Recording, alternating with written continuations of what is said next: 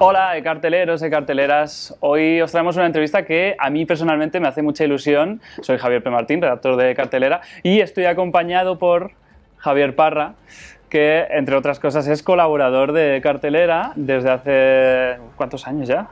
Desde el 2016. Desde 2016, o sea, ya 5 añitos, llegamos un poco más o menos a la vez. Y vienes como entrevistado hoy porque has sacado un libro, es tu tercer libro ya. Mi tercer libro. Por favor, además de colaborar con el Cartelera y con muchos otros medios, y de ser experto en cine de terror, que por eso has sacado este libro, que eso ya lleva muchísimo tiempo, porque todas las películas que te tienes que tragar. Además, has escrito 3 libros y el tercero es Scream Queer. A ver, apúntame a mí. Scream Queer, que es el libro que ya va por la segunda edición, y eso que lo sacaste hace poquito, ¿no? Pues salió a la venta el 4 de octubre y el 4 de noviembre se estaba imprimiendo ya la segunda edición. Pues mira, segunda edición, éxito y de crítica y público para Scream Queer, la representación LGTBIQ+ en el cine de terror. Es un enfoque interesantísimo, magnífico, porque es verdad que, como vamos a hablar en esta entrevista, ha habido un subtexto LGTB en el cine de terror siempre un poco escondido, que está bien que tú saques a la luz. Pero quiero empezar preguntándote por cómo nació este libro, porque lo cuentas en el prólogo y me llama mucho la atención que nació en un viaje que hiciste precisamente como colaborador de Cartelera. Cuéntanos dónde fue ese viaje y por qué lo hacías. Pues justo antes de la pandemia, en febrero del año pasado, en 2020, me enviasteis por Cartelera a Los Ángeles a entrevistar al equipo de la película de Fantasy Island, la película que estrenó Blumhouse el año pasado. Y primero que fue para mí todo, bueno, fueron unas vacaciones de ensueño que siempre había querido tener, y que fue pues encima viaje de trabajo y bueno, también mucho viaje de placer. Y bueno, pues estando allí paseando por una de las librerías, que es The Last Bookstore, en la que lo que trato lo que explico en el prólogo del libro, me encontré con una copia de Role Models de John Waters, y a partir de ahí, pues leyendo una de las citas del libro y tal, me vino la idea de cuáles eran mis primeros referentes queer en el cine de terror, y pues de ahí pues se empieza a formar ya la idea de escribir el libro. Fíjate, joder, estoy pensando en aquellos viajes que podíamos hacer antes de la pandemia, que nos mandaban, que a veces eran horrorosos, porque ya te digo que bajas del avión, vas corriendo al hotel, duermes y vas corriendo a hacer entrevistas y vuelves al vuelo, pero tú, ¿a qué lo pudiste aprovechar? Yo ¿no? lo aproveché mucho porque me quedé una semana al final. Ah, yo llegué a Los Ángeles, hice las entrevistas al equipo al segundo día y me volví a acabar la semana. O sea, fueron unas vacaciones... Justo antes de la pandemia. Totalmente. Me acuerdo que coincidió por San Valentín, paré San Valentín allí, y al volver, pues nada, al poco, confinados. Pues mira, si se acababa el mundo, por lo menos habías aprovechado el tiempo al final. En la portada vemos, y lo tenemos aquí detrás, a Mark Patton, que tiene un personaje en la segunda película de la saga de Pesadilla en Elm Street, que tiene un subtexto bastante claro, que ha sido muy explorado incluso en algún documental, ¿no? Háblame tú de esta figura y de la figura del guionista David Cheskin, que sé que es bastante importante porque él es homosexual, ¿verdad? Abiertamente. Es homosexual el protagonista, Ajá. Mark Patton. Después del éxito de Pesadilla en Elm Street, Wes Craven decide bajarse del carro. Él dice que no quiere saber nada de la segunda parte, y entonces David Chaskin hace el guión que es una historia deliberadamente gay, en la que trata sobre un chico en el instituto que tiene que salir del armario, y que, aparte de estar encerrado en el armario, se tiene que enfrentar a Freddy Krueger, o sea, como si no fueran suficientes problemas en su vida.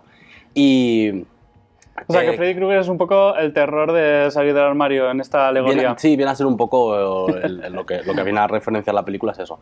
Entonces, durante muchísimo tiempo, o sea, la película tiene escenas en locales de leather, escenas en duchas de claro elemento homoerótico.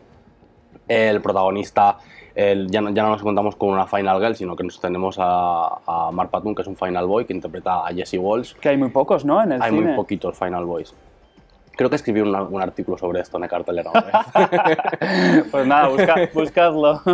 Y Entonces ya el hecho de cambiar un poco el arquetipo de Final Girl por Final Boy ya fue un poco raro en aquel entonces. La película no se entendió por ningún...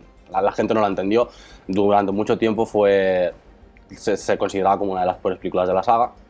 Entonces hay toda una serie de diálogos entre el protagonista y su mejor amigo, como por ejemplo hay un momento en el que al personaje de Mark Batoon, la chica que le gusta pues quiere dormir con él y él lo que quiere es irse a dormir con su amigo.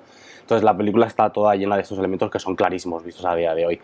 ¿Qué pasa? Que a raíz de esta película a Mark Batoon le pusieron la cruz en Hollywood y bueno, como dijéramos que los ejecutivos lo cancelaron pues porque era un maricón y pues no querían que su personaje, o sea, que una persona tan marica pues estuviera en películas porque tenemos que recordar que esto fue en el año 85. Bueno, además, incluso hoy en día hay muchos actores homosexuales que no salen del armario porque les encasillan en papeles homosexuales y ya no les dan otro tipo de papeles. Luego además Mark Batoon a principios de los 90 fue diagnosticado con VIH y lo contó también y eso también fue lo que acabó como de hundir su carrera.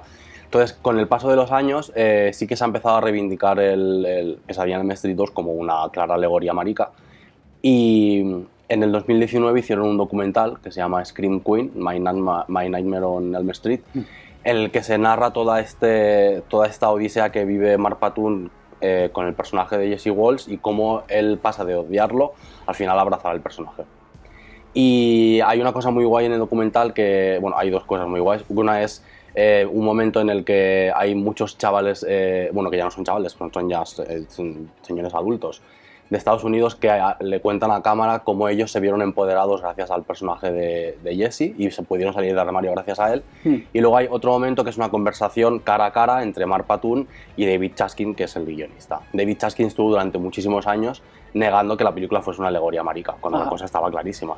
Entonces en la conversación que tienen ellos dos cara a cara, David Chaskin le pide perdón, le dice que sí, que hizo una cosa marica, pero que su intención no era la de reírse ni nada. Ya. Y bueno, pues la cosa parece que al final entre ellos dos pues queda clara. Y hablando de figuras que han empoderado a homosexuales a través de la cultura, la tuya fue Clive Barker, según cuentas en el libro, y sus libros de sangre, que uno de ellos te llegó a ti desde muy pequeñito, ¿no? Y descubriste cosas con él. Háblame de Clive Barker. Pues yo la primera vez que llegó a Clive Barker, yo sí que había visto en los videoclubs la portada de Hellraiser, que era una de las portadas míticas. Pero yo estaba todavía en la ESO, no me acuerdo en qué curso, y hubo un compañero, bueno, no era un compañero de clase, era un amigo de unos compañeros de clase, que un día estábamos en su casa viendo pelis y me dio una copia de uno de los libros de sangre y me dijo, el escritor de esto es maricón. Claro, yo estaba en el armario y en aquel momento era... Bueno, en el armario y a esa edad, incluso tú diciendo, claro, sin saber realmente... Claro, y fue como, ¿qué me quieres decir con esto? Pero yo me los dejó, yo lo leí, me alucinaron. Entonces ya ahí se creó un poco en mí el hecho de que yo ya concebía que Clive Barker, que era un señor que yo entendía que era una persona respetada dentro de lo que es la industria del terror, que había dirigido películas y que había escrito libros, que era un hombre que era homosexual en Estados Unidos. Entonces eso para mí era como, bueno, pues no estoy solo en esto. Un ejemplo de éxito y de validación, sí. Porque a mí el terror me gustaba desde muy pequeño. Entonces, bueno, ahí es como yo conozco a Clive Barker y que es como empiezo un poco a introducir en el mundo de Clive Barker. Y ya cuando la primera vez que veo Hellraiser, sí que es verdad que yo me esperaba encontrarme una cosa mucho más queer de lo que es. Más explícita, ¿no? Porque realmente lo que tiene de queer es el imaginario porque Clive Barker se inspira en los clubs de leather y de BDSM que él frecuentaba en San Francisco y tal. Esto sí que está reflejado en los cenobitas y en algún elemento de la película, pero no es tan explícito como te puedes esperar. Y está muy unido el bondage, el BDSM al terror queer. Sí, bueno, hay veces que no está muy bien explotado, pero sí que hay muchas veces que hay, sobre todo cuando en películas en las que aparecen una representación queer, ya digamos, más centrada en representación homosexual, y siempre que aparezcan relaciones de sexo más explícitas, sí que va a haber una representación un poco ligada al BDSM, que tiene un poco también que ver con todo esto de la estética leather, un poco el bondage y todo también, hay todo un imaginario, que esto es una cosa que he descubierto cuando estaba investigando para el libro y encontrando películas, sobre todo esta fantasía del jockstrap y de esto tan homoerótico. Hay muchísimo cliché de esto en muchas películas que las convierten en títulos absolutamente maricas. Claro, es que hay películas, incluso me acuerdo de esta muy reciente que creo que pudimos ver en Filming, que era Night and Heart o algo así, en la que una persona que también bebía mucho de Palma, ¿no? Y tal, una persona iba como matando a... ¿Eran hombres homosexuales? Sí, como bueno, felándolos con el cuchillo, que sí, claro, es que... es un asesino que está matando a los actores de una peli porno que está rodando, que la directora es Vanessa Paradis. Ajá. Que es una peli, a mí es una peli que me fascina. Sí, estaba muy bien, pero eso, esta metáfora de matar a alguien acuchillándole, y que es como también... Sí, claro, porque el cuchillo es el elemento fálico, claro. al fin y al cabo. En fin, claro, me llama la atención. El terror es un género que es muy exitoso en el mainstream. Hay mucho público al que le gusta el terror de forma casual o le gusta ver películas de terror, pero es también un género que ha causado mucho culto muchas veces entre espectadores, digamos, fuera del mainstream y, digamos, pues eso, marginados por alguna razón. Muchos de ellos son hombres heterosexuales que son solo, pues a lo mejor, digamos, frikis, que se ven como arrastrados fuera del mainstream, pero también hay mucho homosexual muy fan del terror. Del culto del terror. Yo tengo muchos amigos y uno de ellos eres tú, y te quiero preguntar sobre por qué. O sea, creo que está relacionado un poco con esa figura del monstruo como algo que está fuera de la sociedad, en la que se puede ver representado el espectador, este tipo de espectador. Yo creo que esto también, para el libro entrevisto a Peaches Christ, que es una drag de San Francisco que hace presentaciones de pelis y hace de host, tipo como lo que hacía Elvira. Y me explicaba, yo en el libro también lo explico un poco a mi forma, pero ella me vuelve a explicar también lo mismo, que es que como cuando ella era pequeña y sentía esa fascinación por películas de terror y se creía única en ese aspecto, eso hacía que lo sintiera en consonancia con el hecho de ser marica metido en el armario.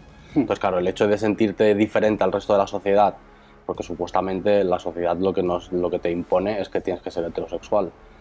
El hecho de que cuando eres joven y no tienes referentes te puedes sentir al margen o diferente o el raro o como un monstruo.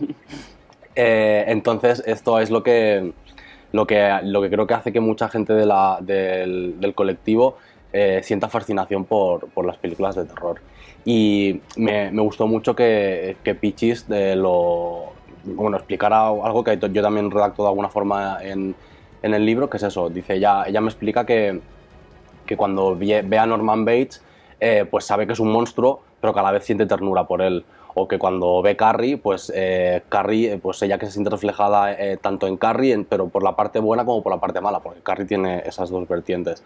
Entonces, creo que todo eso, el hecho de sentirte marginado, el de sentirte diferente, un monstruo, porque la sociedad muchas veces a los maricones pues los ha tachado de monstruos, hasta hace bien poco, y bueno, ahora también en según qué sitios.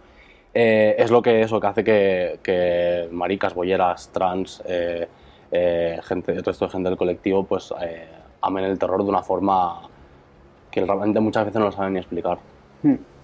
Quiero aprovechar esta entrevista para comentar una película que no está en el libro, pero que sé a ciencia cierta que seguramente te jodió que no entrara en el libro, porque es Titán, que se ha estrenado después de que tú... ¿Cuándo terminaste de escribir esto?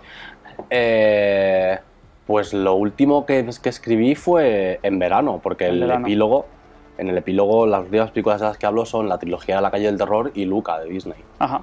Eso es lo último de lo que hablo. Y Titán, pues a lo mejor ya sabías un poco de ella, pero... Titán sabía de ella, pero no la había visto. Claro.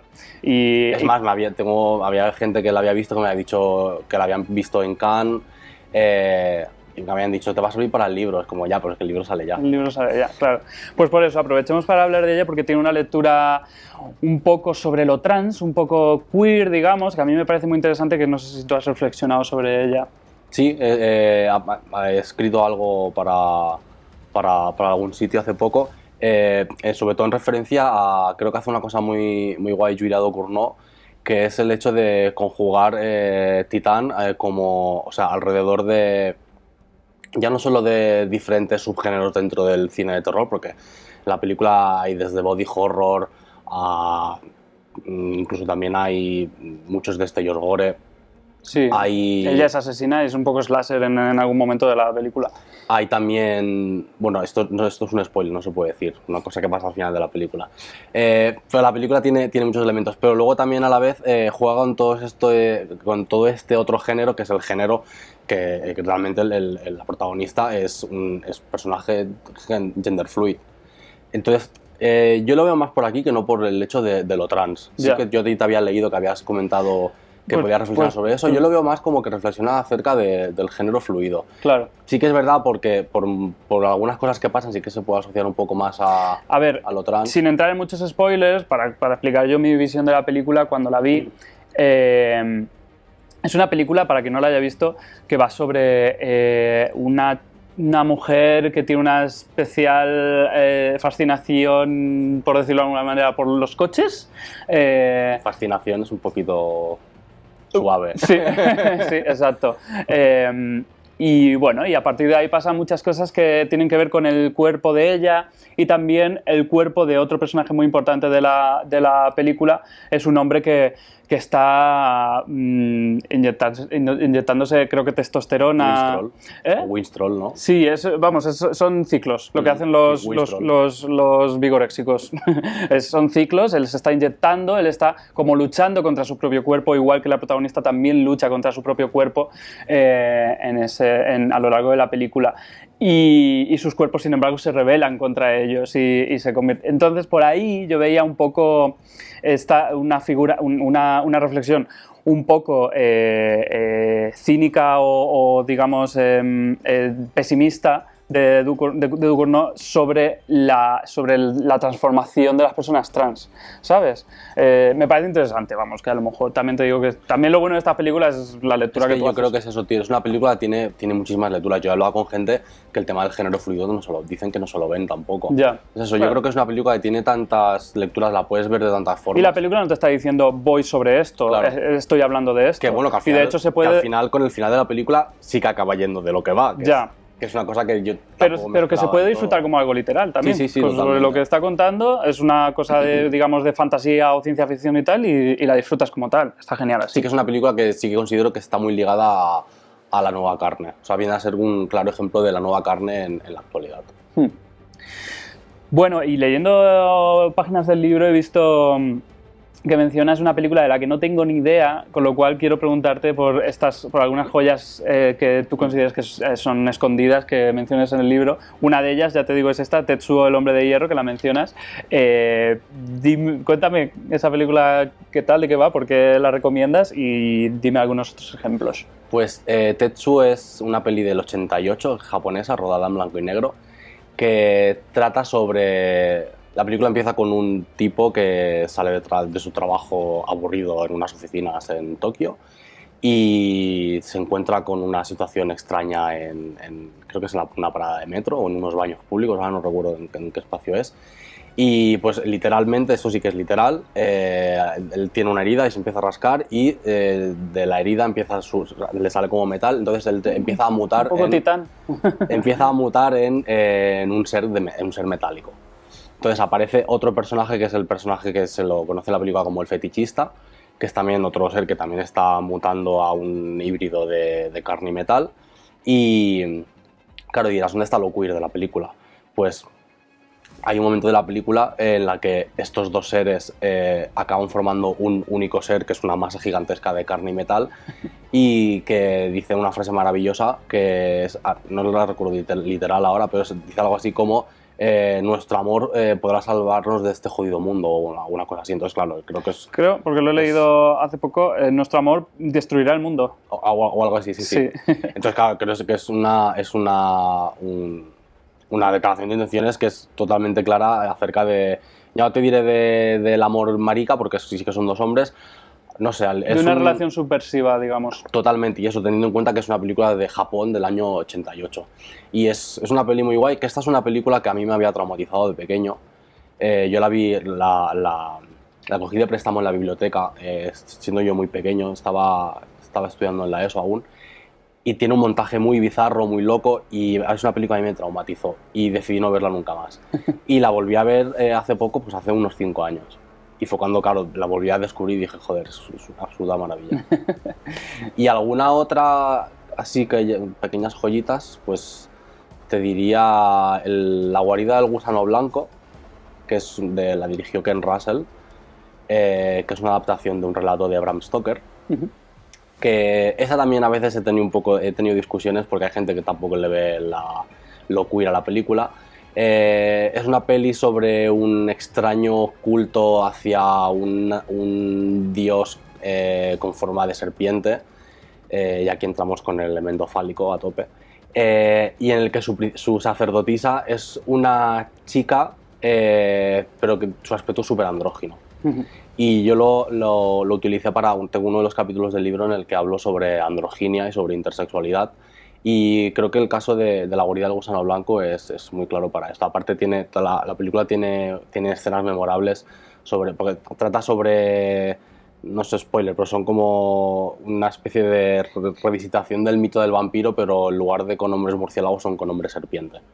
Y tiene unas imágenes muy fuertes con consoladores en forma de serpiente y tal. A nivel visual está muy bien. Esto que decías de que hay gente que te lo ha discutido, ¿eran hombres heterosexuales? Sí, claro.